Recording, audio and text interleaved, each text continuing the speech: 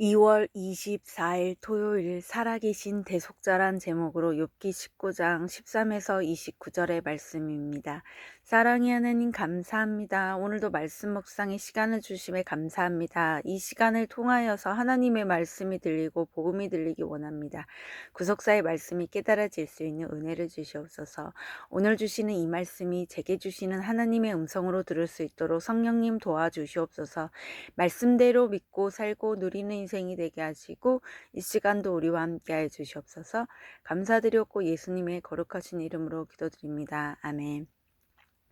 본문의 말씀입니다. 나의 형제들이 나를 멀리 떠나게 하시니 나를 아는 모든 사람이 내게 낯선 사람이 되었구나. 내 친척은 나를 버렸으며 가까운 친지들은 나를 잊었구나. 내 집에 머물러 사는 자와 내 여종들은 나를 낯선 사람으로 여기니 내가 그들 앞에서 타국 사람이 되었구나. 내가 내 종을 불러도 대답하지 아니하니 내 입으로 그에게 간청하여야 하겠구나. 내 아내도 내 숨결을 싫어하며 내 허리오 자식들도 나를 가련하게 여기는구나. 어린 아이들까지도 나를 업진여기고 내가 일어나면 나를 조롱하는구나. 나의 가까운 친구들이 나를 미워하며 내가 사랑하는 사람들이 돌이켜 나의 원수가 되었구나. 내 피부와 살이 뼈에 붙었고 남은 것은 겨우 잇몸뿐이로구나.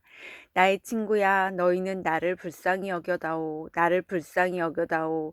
하나님의 손이 나를 치셨구나. 너희가 어찌하여 하나님처럼 나를 박해하느냐. 내 살로도 부족하냐.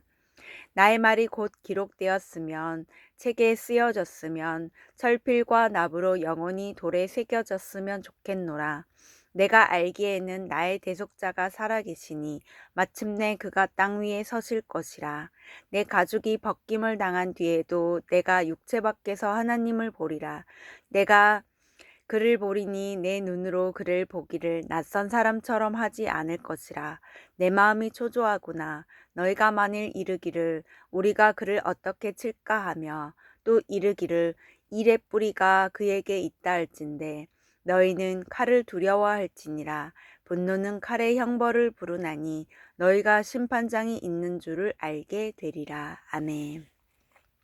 도움말입니다. 대속자는 기업을 물을 자를 말하고 값을 치르고 회복시켜줄 법적인 책임이 있는 자로 구약에서 대속은 타살당한 친척을 위해 대신 복수하거나 가난하여 어려움에 처한 친족의 기업을 물을 는 의무를 수행하는 것을 말합니다. 또는 친족이 자식 없이 죽었을 경우 그의 미망인과 결혼하여 후사를 잇는 행위 등과 관련된 표현입니다. 본문 요약입니다. 욥은 극심한 고난의 결과로 모든 공동체로부터 완전히 소외당하고 처절한 고독을 경험합니다. 이런 상황에서 친구들에게 자신을 불쌍히 여겨줄 것을 요청하지만 그들은 자신들이 하나님인 양 욥을 박해하기만 합니다. 이렇게 세상 소망이 끊어진 욥은 대속자를 향한 믿음을 갖게 됩니다. 오늘의 중보기도입니다. 노년의 성도들이 하나님을 낯선 분이 아니라 친밀한 분으로 직접 보게 될 그날을 소망하게 하옵소서. 아멘. 본문 해설입니다. 첫 번째, 완전한 소외 13에서 20절의 내용입니다. 하나님이 욥을 치신 결과 욥은 공동체에서 완전히 소외되어 처절한 고독을 경험하게 됩니다. 비교적 때가 덜 묻은 어린 아이들마저 어른들을 따라 욥을 멸시할 정도로 그는 누구에게도 환영을 받지 못하는 신세가 되었습니다. 특히 빌닷을 포함한 친구들은 욥을 미워하며 원수처럼 그를 괴롭힙니다. 이처럼 하나님이 우리를 고독의 광야로 내모실 때가 있습니다. 우리가 고독이라는 광야를 통과해야만 하나님을 전심으로 찾게 되는 것을 아시기 때문입니다. 적용 질문입니다. 지금 나는 어떤 고독의 광야에 있습니까? 나를 이 광야로 보내신 이유를 알고 하나님을 전심으로 찾고 있습니까? 두 번째, 불쌍히 여겨다오 21에서 22절의 내용입니다. 욥은 친구들에게 하나님의 손이 나를 치셨으니 나를 불쌍히 여겨달라고 두 번이나 반복해서 요청합니다. 이것은 인간적인 동정을 구하는 것이 아니라 자신의 문제를 하나님의 눈으로 봐달라는 것입니다. 그러나 친구들은 자신들이 마치 하나님 자리에 앉아 있는 양 착각하고 욥을 박해합니다. 하나님의 손이 욥을 치신 것도 맞지만 욥은 친구들의 정신적 학대에 피부가 뼈에 붙을 정도로 피폐해졌습니다. 지금 욥에게 필요한 것은 긍휼히 여김을 받는 것입니다. 적용 질문입니다. 나는 힘들어하는 지체를 불쌍히 여기기보다 오히려 그동안 들은 말씀을 지식적으로 적용하여 그를 괴롭게 하지는 않습니까? 세 번째, 나의 대속자 23에서 29절의 내용입니다. 절망적인 상황에서 욥은 두 가지 소망을 제시합니다. 첫째는 자신의 무죄함을 영원히 기록하는 것이고, 둘째는 이 땅에서 고난의 문제가 다 해결되지 않더라도 마침내 자신의 대속자가 땅 위에 서리라는 것입니다. 대속자는 히브리어로 고엘인데 이는 기업을 물을 자를 말합니다. 욥은 비록 살아있는 동안에 무죄함이 증명되지 않더라도 영원히 살아계시는 대속자 메시아가 자신의 구원자가 되실 것임을 확신합니다. 그러자 그에게 육체 밖에서 하나님을 보리라는 부활 신앙이 생깁니다. 적용 질문입니다. 나는 이 땅에서 고난의 문제가 다 해결되지 않더라도 살아계신 나의 대속자 그리스도께서 마침내 값을 치르고 나를 회복시켜 주실 것을 믿습니까? 오늘 기도하기는 가난하고 망한 자를 멀리하고 차별했던 저의 모습을 고백합니다.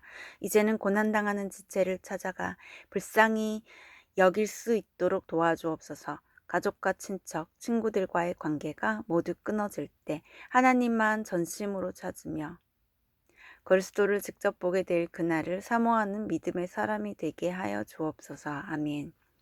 묵상 간증입니다. 고난으로 보게 된 하나님이란 제목으로 문치영님의 말씀 적용글입니다.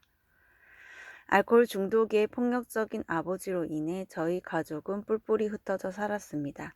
그녀는 어머니 손에 이끌려 집을 나갔고 누나는 생명부지의 집에 수양딸로 보내졌으며 작은 형과 저는 보육원에서 자랐습니다. 그러다 보니 어린 시절 저는 부모와 친척들에게 버림받았다는 생각에 힘들었고 모든 사람이 낯설게만 느껴졌습니다. 그렇게 부모님께 버림받은 상처와 보육원에서 자란 환경으로 저는 제게 주어진 일은 잘하지만 타인에게는 무관심한 사람으로 성장했습니다. 그러다 가진 것이 겨우 이 한 몸뚱이뿐이라는 생각에 몸을 사리지 않고 돈을 벌었습니다. 그리고 결혼한 뒤에 사업을 시작하고 아내를 따라 교회를 다녔습니다. 사업은 비교적 순탄하게 진행되었으나 직원과의 문제가 있었습니다. 저는 대표로서 직원들의 마음을 살피기보다 알아서 잘하라고 하며 결과만 따졌습니다.